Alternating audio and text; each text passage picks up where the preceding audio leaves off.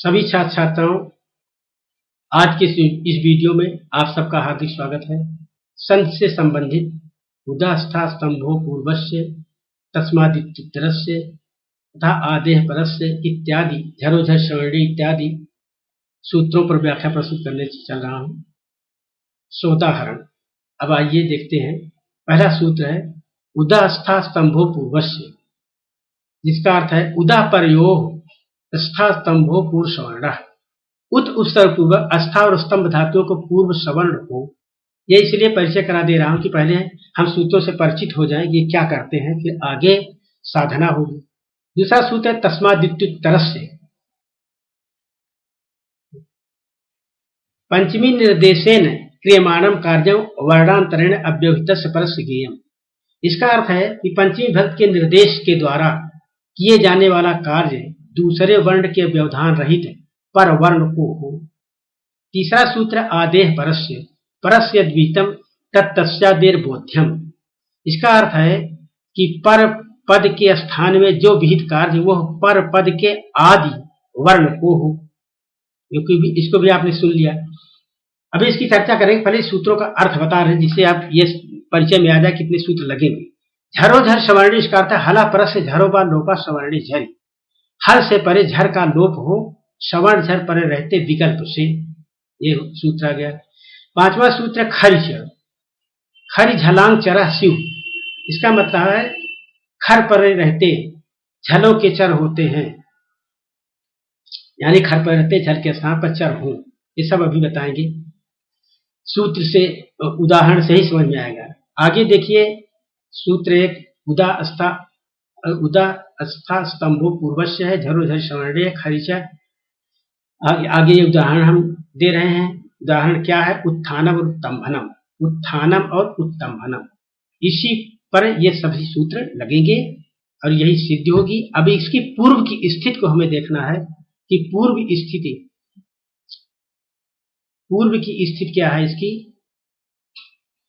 उद धन स्थानम, यह पूर्व की स्थिति है, और उद्धन स्तंभनम है। देखो जो हमने कहा था उत्थानम, जो ऊपर आपने पढ़ लिया उत्थानम, और यहां जो पढ़ लिया उत्थानम, इसके बाद उत्तंभनम है। तो उत्थानम का उद्धन स्थानम यह हुआ है, और उसका ये देखिए उत्थानम का उद्धन स्थानम हुआ है, और उत्तंभनम का उद्धन स्तंभनम हुआ। यह स्थिति है पूर्व की स्थिति। जब इसकी संधि हो जाती है उद स्थानम की, तो बन जाता है उत्थानम, और उद स्तंभनम की सिद्धि हो जाती तो उत्तंभनम हो जाता है। तो इसलिए पहले पूर्व की स्थिति हमारी यह है, इसको हमें जानना जरूरी है कि स्थिति क्या बनती। उत्थानम की स्थिति उद धन स्थानम होता है, और उत्तंभनम की स्थिति होती है उद धन स्तंभनम। अब इसी पर सूत्र सब लगेंगे, तब ये रूप बनेंगे।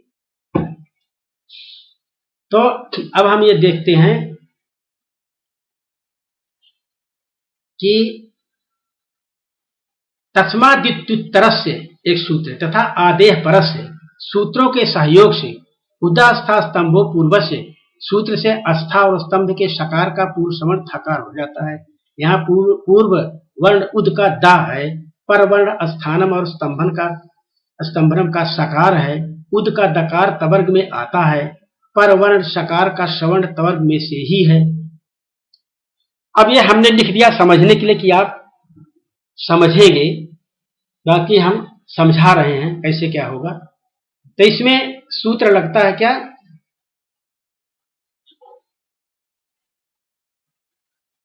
इसमें सूत्र सबसे पहले हम लगाते हैं उदा अस्था स्तंभो पूर्वस्य,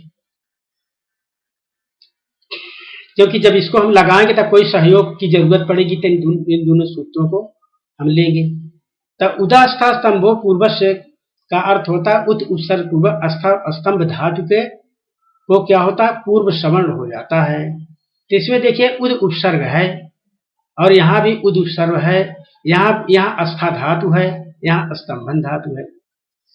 तो यहाँ पर क्या होगा, उद के उपसर्ग है और अस्था धातु है, तो यहाँ पूर्व सवर्ण हो जाएगा। जो किसमें से होगा, इस दा, जो दा है तवर्ग में आता है, तो तवर्ग में से ही ये जो पूर्व वर्ण ये दा है, ये तवर्ग में से आता है। और तवर्ग में से ही सवर्ण बनेगा इस सा का, माने इस सा के स्थान पर आएगा। वो सवर्ण कहां से आएगा? तवर्ग से। दा तवर्ग में से, उस तवर्ग में ता था दा धा ना, इस तवर्ग में से इसका पूर्व सवर्ण यहां आएगा सा के स्थान पर। ता था दा धा ना में जो भी आए। तो इसी प्रकार उद में भी, यहां भी उद उपसर्ग पूर्वक स्तंभ धातु है। तो यहां पर पूर्व वर्ण क्या है? द। द है, तवर्ग में से आता है, तो तवर्ग में से इसका पूर्व सवर्ण यहां होगा, मान इसके स्थान सा के स्थान पर ता था दा था नाम में से कोई यहां पर आएगा। तो इसको हमने पहले ही बता दिया, यहां यह बता दिया कि स्तंभ और सकार का पूर्व सवर्ण थकार हो जाता है, यहाँ पर पूर्व वर्ण उद का दा है, ये बता दिया। लेकिन हम इन दोनों का सहयोग बताने जा रहे हैं, सहयोग कब इनकी जरूरत कब पड़ती। तस्मात् द्युत्तरस्य और आदेह परस। देखो आदेशा था लिख दिया तो गलत हो गया थोड़ा, इसको आदेह और ये विसर्ग है, आदेह समझना चाहिए। तो तस्मात् द्युत्तरस्य आदेह पर, तस्मात् द्युत्तरस्य ये सूत्र है। जब ये उदास्था स्तंभो पूर्व से पूर्व सवर्ण होता है, तब पूर्व सवर्ण किसका हो? यहाँ स्थानम में सा और था स्था है, किसका होगा? तो तस्मात् द्युत्तरस्य कहता है कि पंचमी निर्देश से विधिमान जो कार्य होता है वो पर के स्थान पर होता है। अब पर के स्थान ये पूर्व है, और पर क्या है? ये है। पर में क्या है? स्था है। पूर्व में क्या है? दा है। तो पर के स्थान पर कौन? स्था के स्थान पर होगा, यानी स्था के स्थान पर। पंचमी निर्देश से विधिमान जो कार्य, ये को इसको कैसे समझेंगे? ये है जब यहां कहते हैं उदह स्था स्तंभो, ये जो सूत्र कह रहे हैं उदह स्था स्तंभो, और तस्मात् द्युत्तरस्य कहता है कि तस्मात् अर्थात पंचमी विभक्त से निर्दिष्ट विधिमान जो कार्य है, पंचमी विभक्त के निर्देश से विधिमान जो कार्य है वो उत्तर से उत्तर का होता है, पूर्व का नहीं उत्तर का होता है, यानी बाद का होता है। यह पूर्व दा है, ये स्था है, इस स्था के स्थान पर होगा, ये कह रहा है। तो अब यह समस्या हो रही कि स्था के स्थान का पूरे स्था पर सा और था है, इसमें तो दो। तब सूत्र लगे आदेह परस्य। यह कहता है पर, जो पर का विधान किया जाता है वो आदेह, उस जो पर का जो पर है, पर के स्थान में क्या है? स्था है। पूर्व में दा है और पर में स्था है। पर पद क्या है? स्था। तो जो पर पद स्था है तो उसके आदेह, उसके आदि का समझना चाहिए। तो आदि क्या है? सा।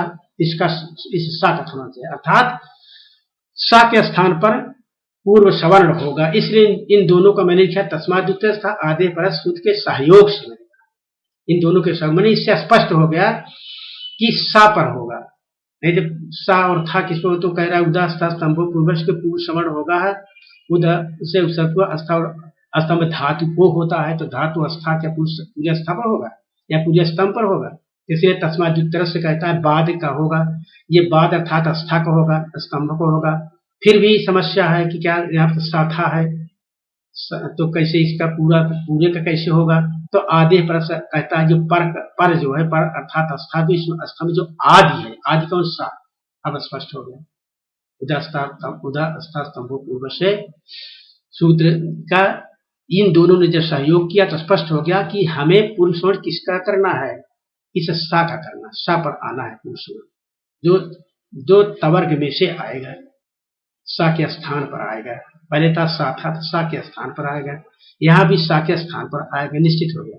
यही हमारे कहने का मतलब था, तो इसलिए सहयोग हमने लिख दिया है।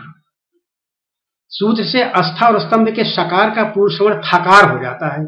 अब ये जो सा है, सा के स्थान पर क्या आएगा? था आ जाएगा, क्योंकि इसमें है उदास्था स्तंभो पूर्वज की पूर्व सवर्ण होता है। तो सवर्ण ताथा दाधा नाम से आएगा, ताथा दाधा नाम था यहाँ पर आ रहा है, पूर्व सवर्ण इसी का, पूर्व माने पूर्व वर्ण का जो सवर्ण है, तो सा का था आ जाएगा, तवर्ग में से था यहाँ आ गया। यहाँ भी स्तंभनम में सा है, यहाँ भी तवर्ग में से सा की जगह था आ जाएगा। अब ये कैसे आगे बाद में बताएंगे, अभी इसलिए पहले इसको हमने बता दिया कि सा के स्थान पर था आएगा, यहाँ भी सा के स्थान पर था आएगा। कैसे आएगा, क्यों आएगा, पहले इसको हम आपको बता देते हैं। इतना जाने रहिए। यहाँ पर पूर्व वर्ण उद का दा है, ये भी समझना है। पूर्व वर्ण यहाँ पर दा है, पूर्ववर्ण में दा है, हैं? परवर्ण स्थानम और स्तंभन का सकार है, यही बता दिया।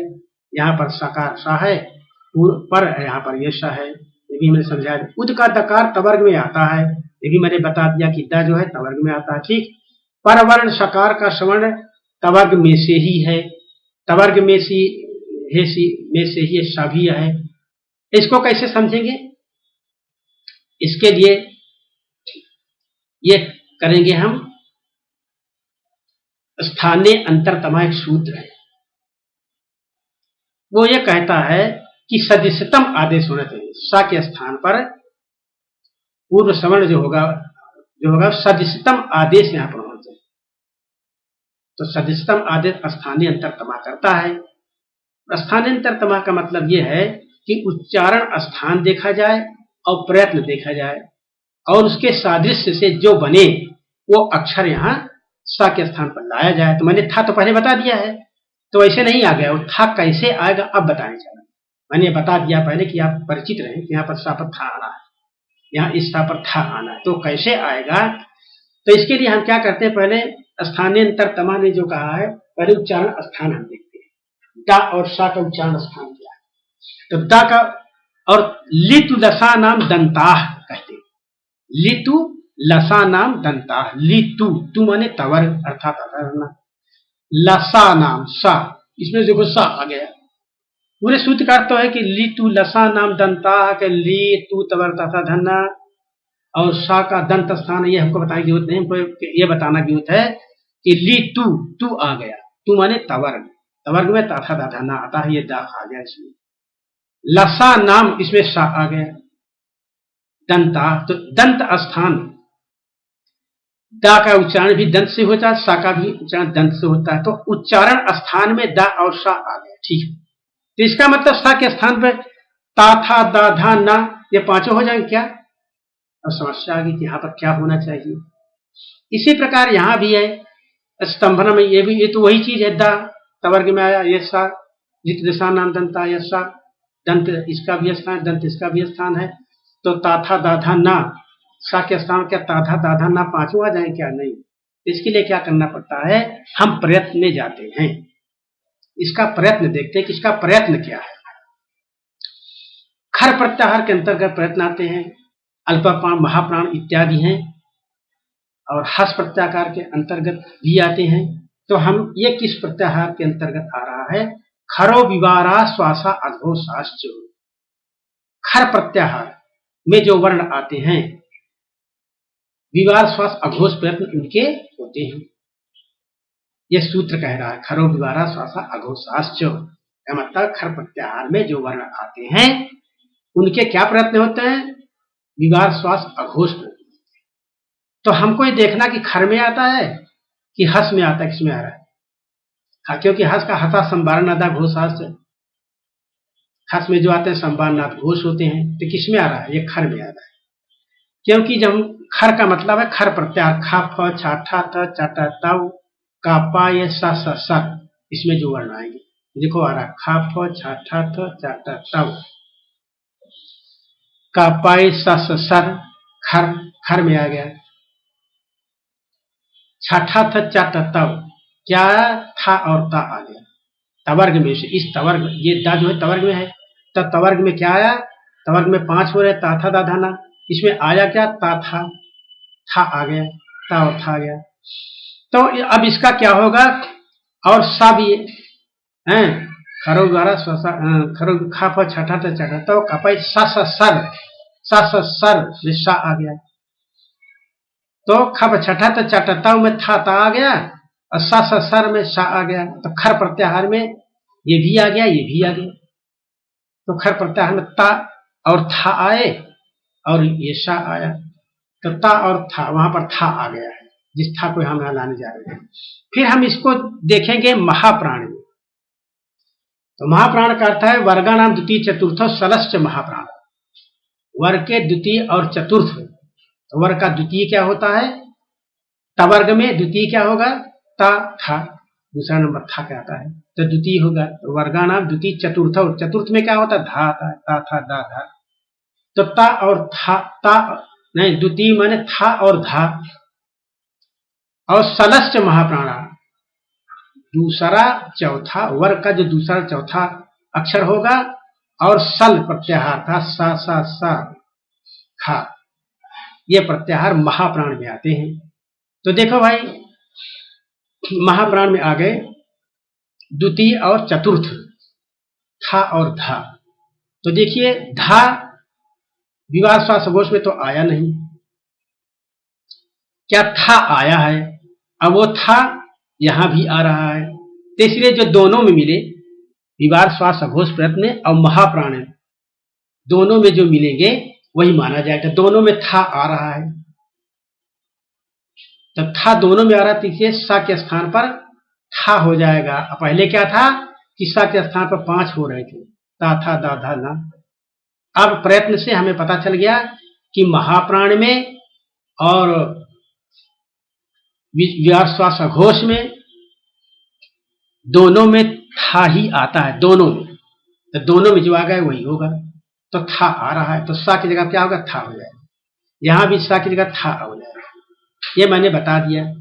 अब हम क्या करें, उद सा को हटा दें, उद था थानम हो जाएगा, उद और सा को हटा देंगे, उद था तम्भनम हो जाएगा। तो नीचे देखते हैं, यहां तक बता दिया, आगे नीचे देखते हैं। यहां तक बता दिया, स्थान और स्तंभन का सकार है, उद का दकार तवर्ग में आता है, तवर्ग में आता है, पर वर्ण सकार का सवर्ण तवर्ग में से ही है, अतः सकार का सवर्ण तवर्ग में से कौन सा वर्ण है, तो सूत्र लगे स्थानीय अंतरतमाई। मैं बता दिया हूं, फिर भी पढ़ दे रहा हूं। स्थान सूत्र से प्रयत्न और सादृश्य के कारण सा का सवर्ण था हो गया, अभी बता दिया मैंने, हो जाता है, क्योंकि दोनों का प्रयत्न विवाह श्वासघोष और महाप्राण है। ठीक है, सा और था दोनों विवाह श्वासघोष में आते हैं और महाप्राण में आते हैं, तो इसलिए सा के स्थान पर था होगा। जैसा कि खरो विवारा भी बताया था मैंने, खरो विवारा श्वासघोषा वर्गान चतुर्थ सरश्च महाप्राणा से सिद्ध है, ये बता ही दिया। पूर्व श्रवण होने पर स्थिति उद्धन था थानम, ये मैंने यहां तक मैंने बता दिया है, ये तो केवल पढ़ रहा हूं, यहां तक मैंने समझा दिया।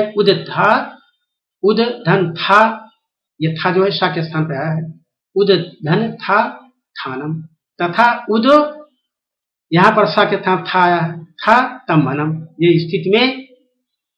अब आगे बताएं चले, यहां तो समझ गए होंगे। अब इसमें एक सूत्र है, ऐसी स्थिति जब बनी, कौन सी स्थिति, उद्धन था थानम और उद्धन था तम्भनम, ऐसी स्थिति में क्या सूत्र होगा, झरोझर सवर्णे, पहले बता चुका हूं उसका अर्थ, देखिए फिर भी बता रहा हूं। झरोझर सवर्णे सूत्र से क्या हो जाएगा, ये हला परत से झरोझर सवर्णे, हल से परे झर का लोप होता, सवर्ण झर परे रहते, इसका अर्थ होता, पहले ऊपर बता चुका हूं, इसलिए यहां ज्यादा बताऊंगा तो आप समझ नहीं पाएंगे। तो झरोझर सवर्णे सूत्र से क्या होगा, पूर्व झर अर्थात था का विकल्प से लोप होने पर स्थिति उद्धन थानम उद्धन तम्भनम। देखो यहां पर आइए, यहां पर क्या लगेगा, झरोझर सवर्णे, इसमें लगाएंगे सूत्र हम झरोझर सवर्णे। झरोझर सवर्णे क्या करता है, झरोझर सवर्णे हल से परे, हल कौन, उद में दा, ये हल प्रत्याहार में आता है, हा या वारट यम, हा या वारट लण यम गणनम, झभाई घट धक जब गट दस गट दस द आ गया, हल प्रत्याहार में दा, तो हल से परे हो गया, हल यहां पर है, हल है हो गया। हल से परे क्या है, हला परस झरो, झर है, झर कौन, ये था, झर प्रत्याहार में आता है, इसको समझना है, ये हल प्रत्याहार में आता है, था झर प्रत्याहार में आता है। झर प्रत्याहार को हम पहले पढ़कर बताते हैं, झभाई घटधस, झभाई घटधस जब घटधस खत छठ चट कपय सर, यहां पर झर आता है। देखिए झभाई घटधस जब घटधस खप छठा था आ गया, था आ गया, तो झर प्रत्याहार में आ गया था, ये हल प्रत्याहार में दा आया, झर प्रत्याहार में था आया। अब इस था का लोप होगा कब, जब सवर्ण झर हो परे होगा, तो ये था है, ये था सवर्ण झर होगा तो, झर में तो आया ही था, जब ये था झर में आ गया तभी था वो है, तो झर में तो आएगा, दोबारा क्या पढ़ना है इसमें।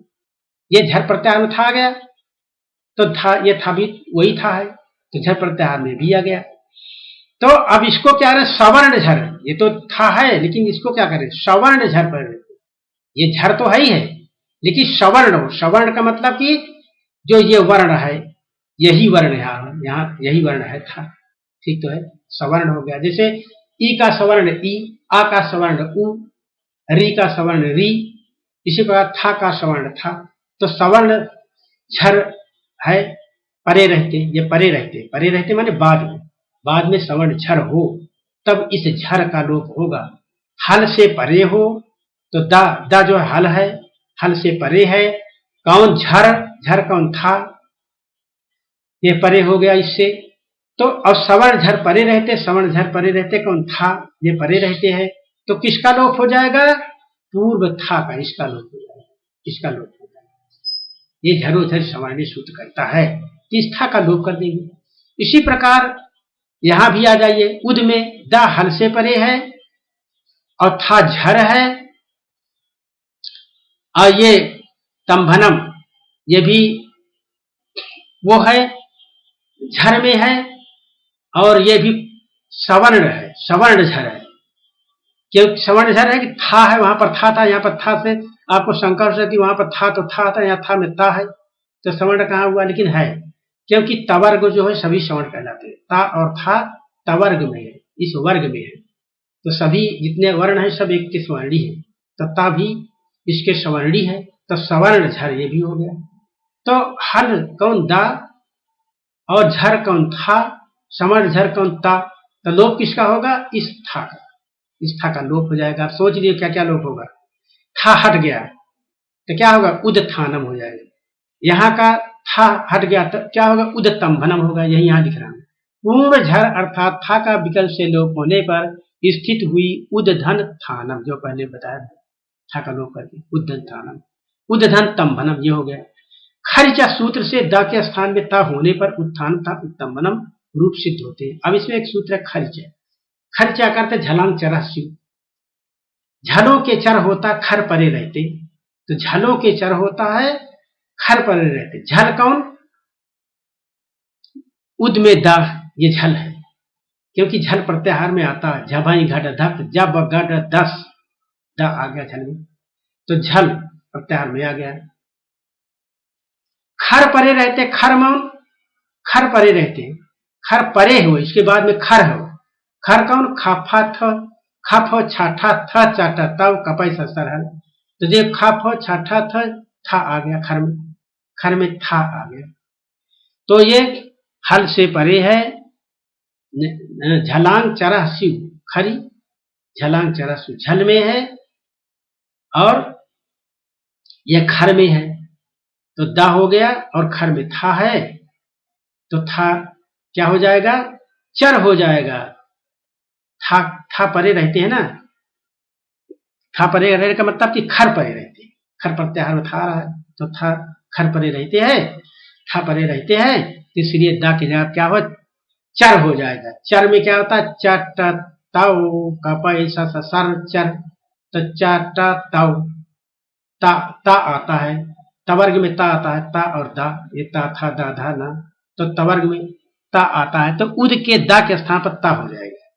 खर्च सूत्र से दा के ता हो जाता है, ये आपको बताना है यहाँ, इसलिए मैंने लिखा खर्च सूत्र से दा के स्थान में ता होने पर, ये तो मैंने लिख दिया, लेकिन समझाना इस तरह पड़ता है जो मैंने बताया। तो ता होने पर क्या हो जाएगा, इस दा के स्थान पर ता हो जाएगा, तो ये रूप बन जाएगा, उत हो जाएगा, दा के उत, और थानम इसमें जोड़ दिया, उत्थानम हो गया। इसी प्रकार के उत्तंभनम में दा के ता हो जाएगा उत, धन तंभनम, उत्तंभनम रूप सिद्ध होते, रूप सिद्ध होते। लेकिन उसमें क्या था, उदा अस्था स्तंभो पूर्वस्य, विकल्प पक्ष में, विकल्प पक्ष जब था का लोप नहीं होता है, विकल्प से था का लोप हो रहा था, यहां लिखा है देखिए, झरोझर सवर्णे सूत्र से पूर्व झर अर्थात था का विकल्प से लोप होने पर, जब लोप हो गया तब तो उसका रूप बन गया उत्तंभनम उत्थानम, अब जब विकल्प से कह रहा, जब नहीं लोप हुआ तब विकल्प पक्ष में क्या हुआ, जब था का लोप नहीं होता तो स्थिति होती उद था थानम बना रह गया, उद था तंभनम बना रह गया। खर्च सूत्र से वही हो जाएगा, दा के ता उत था तंभनम हो जाएगा और उत था थानम हो जाएगा। अतः उत्थानम तथा उत्तंभनम रूप सिद्ध होते हैं। हाँ तो हो गया, दोनों का आदेश हो जाता है तो उद था थानम हो जाएगा और उद था तंभनम हो जाएगा। उत्थानम उत्थानम उत्तंभनम हो जाएगा। देखिए उसमें उत्थानम उत्तंभनम था, ये अंतर है, वो चीज नहीं है। उत्थानम देखो कैसे लिखा है और यहाँ उत्तंभनम कैसे लिखा है, इसका रूप बदल गया क्योंकि दा के ता हो गया, ठीक है, उत हो गया, उत था तंभनम रहा और इस था के भी ता हो गया खरीचा से।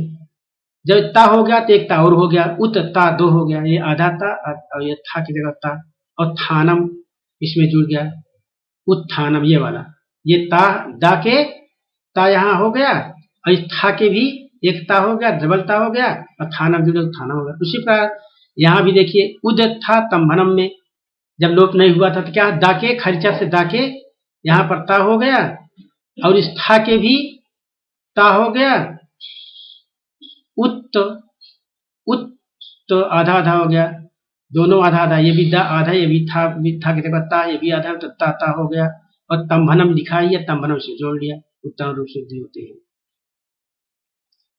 इस प्रकार रूप सिद्धि तो पूरा बताना पड़ेगा।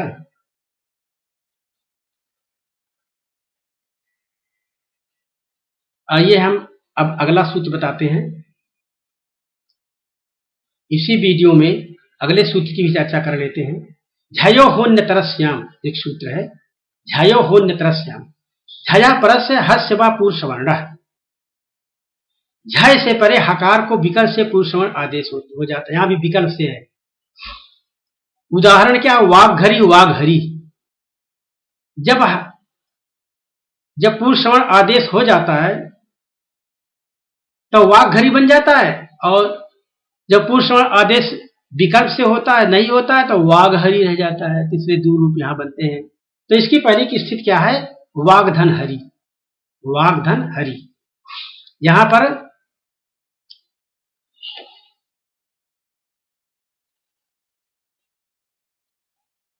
वाग्धर हरि देखिए और वाघघरी,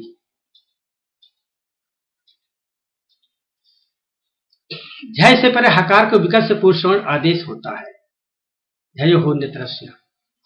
तो स्थिति इसकी क्या है, वाग्धन हरि, ऐसी स्थिति। पूर्व पहले का रूप क्या है, पहले का रूप यही है।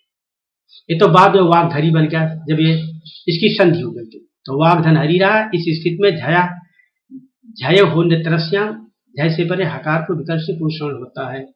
ये सूत्र भी आपको मैंने दिखाया, झरो झया झयो होन्य तरस्याम, झय परस हस्य व पुरुष वर्ण, झय से परे हकार को विकल्प से पुरुष वर्ण आदेश हो जाता है। झय से परे जो हकार है उसको पुरुष वर्ण आदेश हो जाता है। तो वाघरी में झय प्रत्याहार में क्या आता है, झय प्रत्याहार तो सब याद करना पड़ा तभी समझ में आता है। झय प्रत्याहार में क्या आता है, गा, झभाई घट धस, झभाई घट धस, जब गड दस, जब गड दस, गा आ गया। तो झय प्रत्याहार में गा आ जाता है। तो झय प्रत्याहार में गा आता है। हा का पुरुष वर्ण ज्ञात करना है, हा इसका पुरुष वर्ण अब ज्ञात करना है। गा कवर के अंतर्गत है, गा जो है किस वर्ग के अंतर्गत है, गा कवर्ग के अंतर्गत है। कवर्ग में क्या होता है, का खा गा घ गा। हा का पुरुष वर्ण कवर्ग में से ही है। देखो इस हा के जगह पर जो सवर्ण होगा वो पूर्व सवर्ण होगा। पूर्व माने ये पहला का जो वर्ण है, पूर्व वर्ण कौन, गा, इसी में से इसका जो वर्ग है कवर्ग, इस कवर्ग में से ही यहां पर हा के स्थान पर कोई सवर्ण आएगा, पूर्व सवर्ण को कहलाएगा हा के स्थान। तो कवर्ग में से आएगा, काखा गा गा से आएगा और हा के जगह पर रख दिया जाएगा उस वर्ण को। तो आगे बताते हैं क्या हुआ। कवर्ग में से ही आता है। आप इतना आपने पढ़ लिया है। आगे चलिए देखते हैं। कवर्ग में से आता है तो कौन सा वर्ण सवर्ण हो सकता है? भाई का खा गा घा गा 4 5 हैं तो 5 क्या हा कहता है? पांचों तो आना नहीं, किसी एक को आना है। तो सूत्र क्या लगता है? सूत्र लगता है स्थाने अंतरतमा। यह क्या कहता है? उच्चारण स्थान देख लीजिए और क्या देखिए? प्रयत्न देख लीजिए और उसके सादृश्य से जो वर्ण आए उसको कर लीजिए। तो स्थान्यंतरतमा जो है ये सदिष्टम आदेश करता है। इससे क्या हो जाता है? सदिष्टम आदेश होता है इस सूत्र से। एक स्थानीय के अनेक आदेश का प्रसंग होने पर जो उच्चारण स्थान तथा प्रयत्न से स्थानीय के सदिष्टम हो वही आदेश होता है। देखो भाई, एक स्थानीय है। स्थानीय कौन? हा। एक स्थानीय है हा, जिसके स्थान पर आना है।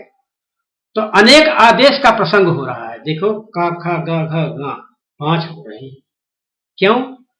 क्योंकि उच्चारण स्थान में अकुह विसर्जनीय नाम कंठा, ये उच्चारण स्थान में लिया। अकुह विसर्जन कंठा, कंठ स्थान होता है उच्चारण स्थान।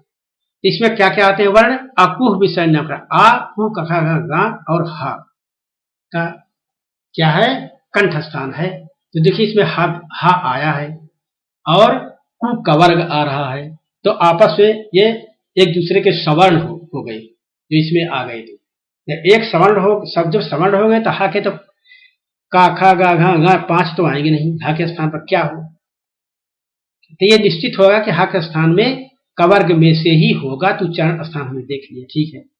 अब कौन सा आएगा? इसके लिए हा के सदृशतम के लिए प्रयत्न ज्ञात करना है। अब प्रयत्न हमको ज्ञात करना है। इसके लिए हा का सवर्ण क्या होगा? कवर का खा गा में से ही है, बता दिया मैंने। कौन सा प्रयत्न देखना है? तो हसा संवारा नादा घोषास्य। पहले के उसमें जो मैंने बताया था उसमें 2 चीज है, खरा विवारा श्वासा घोषास्य और हसा संवार नादा घोषास्य। वो खर में नहीं आते, हस में आ रहे हैं, इसलिए इसको देखना है। हसा संवार नादा घोषास्य। अब इसमें आगे हमने क्या लिखा है देखिए। हस एक प्रत्याहार है जिसको हम पढ़ते हैं हा या वारा टल्लाण या मगाना नम जाबाई घाटा 10 हस जब घाटा 10। तो हस हा से सा तक पढ़ना होता है। तो हमारे पास समझने के लिए क्या है? हसा संवारा नादा घोषास, हसा ऊपर लिख दिया है। हसा संवार नादा घोषास। हस प्रत्याहार के अंतर जो आते हैं संवार नाद घोष, उनके प्रयत्न होते हैं। तो हस के अंदर क्या है? हसा संवार नाद घोषास। हा या वारट लण, हस प्रत्याहार देखिए। हा या वारट लण या मगाना नम झभाई घा ढ धस जब गाढ़ा 10। हस में घा आ रहा है। झभाई घाटा 10 घाटा 10 जब गाढ़ा 10 गा भी आ रहा है। तो इसलिए अब इसमें हस प्रत्याहार चूंकि आ गया है तो इसलिए इसका घा गा इन सब का क्या है? क्या हो गया? संवार नाद घोष प्रयत्न हो गया। और महाप्राण में अब देखते हैं। महाप्राण वर्गा नाम द्वितीय चतुर्थ सरस्य महाप्राणा। वर्गों में द्वितीय चतुर्थ, वर्गों का जो द्वितीय चतुर्थ होता है। वर्ग कौन? कवर्ग पवर्ग तवर्ग तवर्ग, ये सब हैं वर्ग। तो यहां पर हमको किस वर्ग को देखना? कवर्ग में से देखना है। तब कवर्ग में द्वितीय क्या हुआ? खा हुआ और चतुर्थ क्या हुआ? घा हुआ। खा और घा। और सलश्च महाप्राणा, सल माने सल प्रत्याहार, सस सर हल, इसमें देखिए हा आ गया। तो वाक धन हरि जो था वहां पर क्या आया? हा और घा। हा और घा दोनों जो है इनका क्या हो गया? संवार नाद घोष प्रयत्न हो गया और महाप्राण प्रयत्न दोनों का। इसका मतलब हा के जगह पर घा आएगा। इसीलिए तो इतना प्रपंच किया कि हस प्रत्याहार संवार नाद घोष लाया हस प्रत्याहार से और महाप्राण में कौन सवर्ण ये आते हैं, हा भी आ गया और घा भी आ गया, जिनके संवारनाथ घोष प्रयत्न होते हैं और महाप्राण होते हैं। तो इस प्रकार हा की जगह पर घा आएगा। ये निर्णय होगा कि अब काखा गाघा गा जो 5 कह रहे थे, उसका निर्णय हो गया कि प्रयत्न से सदिष्टम आदेश घा, यही होगा। तो देखिए इस प्रकार सदिष्टम घा है, इस प्रकार हा का सदिष्टम घा है। गा कवर्ग का वर्ण है, इसलिए स्थानीय तमा से हा को कवर्ग का घा हो जाता है।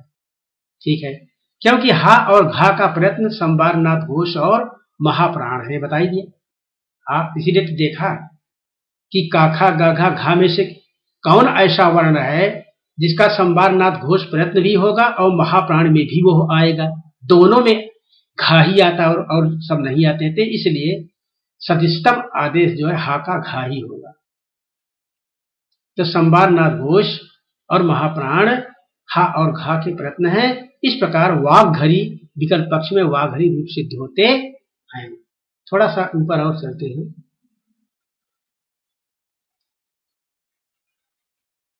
वाघहरी वाघहरी,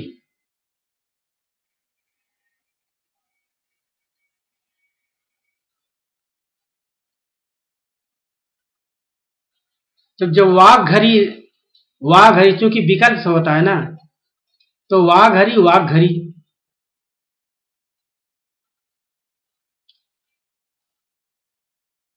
ज्यादा नीचे आ गए।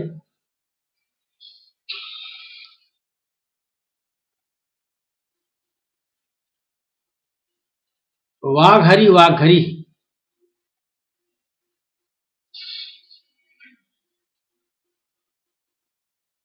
तो उसमें जो है जब वाघघरी हो गया तो हा की जगह घा हो गया तो वाघघरी हो गया।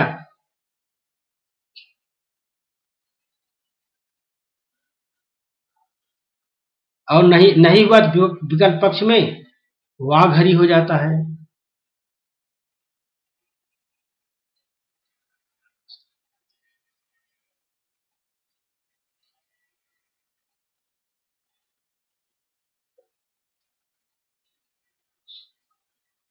बस आज इस वीडियो बस इतना ही।